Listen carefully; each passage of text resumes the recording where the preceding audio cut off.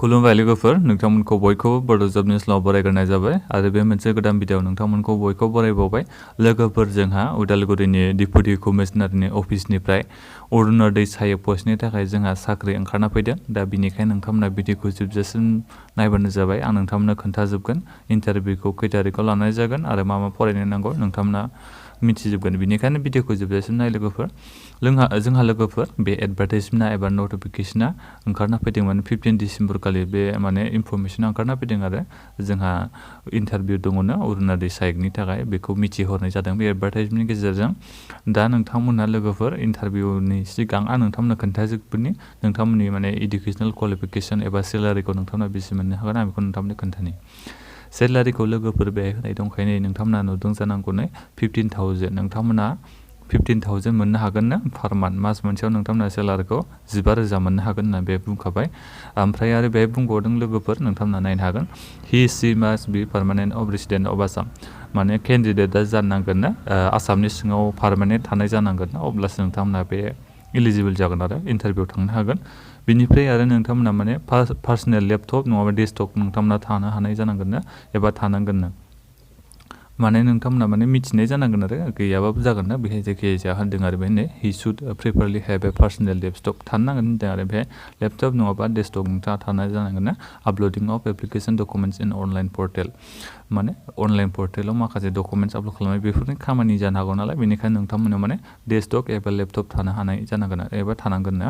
ओमफ्राय नोंथांमोननि फरायनाया जानांगोन इन्टारभिउआव बाहागो लानो थाखाय नोंथांमोना ग्रेजुवेट पास जानाय जानांगोन डिग्री पास जानाय जानांगोन एनि स्ट्रिम जायखिजाया स्ट्रिमजोंनो साइन्सआनो जा कमार्सआनो जा आर्ट्सआनो जा जायखिजाया केन्डिडेटआनो माने ग्रेजुवेट जाबा नोंथांमोना माने इन्टारभिउआव बाहागो लानो हागोन होनना बुंदों बिनिफ्राय आरो नोंथांमोना लोगोफोर बेसिक नलेज थानो नांगोन ना कम्पिउटारनि जेरै MS वर्ड एक्सेल वर्ड बेफोरबायदि थानो नांगोन होनना बे बुंदों आरो बेजों लोगोसे नोंथांमोना माने सार्टिफिकेट लांनानै थांनांगोन आरो बे माने बेसिक कम्पिउटार नलेजनि नोंथांमोना 1 इयारनि सार्टिफिकेटखौ लांफानो नांगोन होनदों इन्टारभिउ लानाय समाव बेहाय नोंथांमोना बुंनो हागोन should hold certificate in 1 year computer diploma course from any recognised institute जायखिजाया नोंहा माने कम्पिउटारनि 1 इयारनि सार्टिफिकेटखौ नोंथांमोना लानानै थांबानो जाबाय बिनिफ्राय आरो नोंथांमोननि बैसोआ लोगोफोर 35 इयार्सनि बांसिना एप्लाइ खालाम माने इन्टारभिउआव बाहागो लानो हानाय नङा नोंथांमोना 35 बोसोरनि गाहायनिबा नोंथांमोना एप्लाइ खालामजोबनो हागोन एबा इन्टारभिउआव बाहागो लाजोबनो हागोन दा बेहाय नोंथांमोना होनाय दङ लोगोफोर नोंथांमोननि फांसनेट माबायदि जानांगोन जेनेबा नोंथांमोना माने माबायदि जागोन नोंथांमोननि साख्रिया बेखौ नोंथांमोना नैबे नायनो हागोन फांसनाव नोंथांमोना नायनो हागोन डिटेल्स बेखौ नोंथांमोना फरायनो हागोन नोंथांमोना मा मावनांगोन बेफोर गासैखौबो नोंथांमोना नायजोबनो हागोन बिनिफ्राय लोगोफोर जोंहा इन्टारभिउखौ 23 डिसेम्बर खालि लानाय जादों दिनै जोंहा 19 नालाय बारा गोबाव गैला 23 डिसेम्बर खालि जोंहा इन्टारभिउखौ लानाय जादों रिपर्टिं डेटआ जाहैबाय लोगोफोर नोंथांमोना सहैजोबनांगोन 10 AM फुंनि 10टानि सिगां नोंथांमोना सहैजोबनांगोननो बिनुआ जाहैबाय नैबे जायगायाव conference hulls office deputy commissioner Udalguri बे नोंथांमोना DC अफिसाव सहैनांगोन कनफारेन्स हलाव नोंथांमोना बे 10 AM सिगां एबा 10टानि सिगां नोंथांमोना सहैजोबबानो जाबाय